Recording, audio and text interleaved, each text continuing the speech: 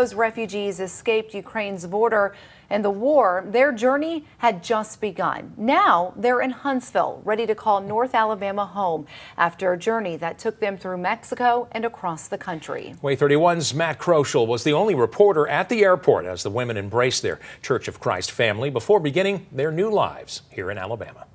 Truly a long journey to get to Huntsville and safety in their church family. These three women making it out of Ukraine.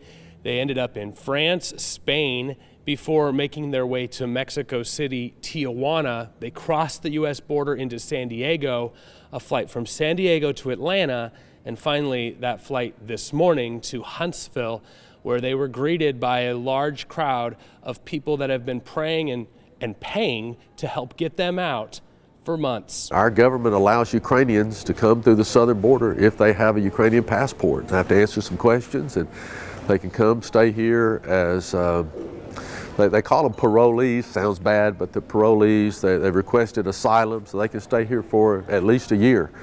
And they can work and have a reasonably normal life. We are from Kharkiv, from Ukraine, and we had a very difficult and very amazing trip and very long trip in this country.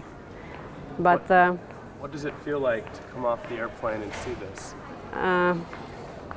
This is exciting, and but God will provide.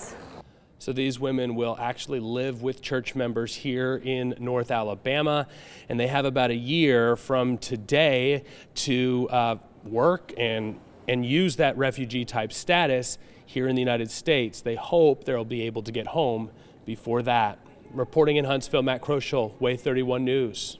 Well, Matt's back with us at 5 o'clock when we hear from the first refugee who managed to escape and make her way to North Alabama.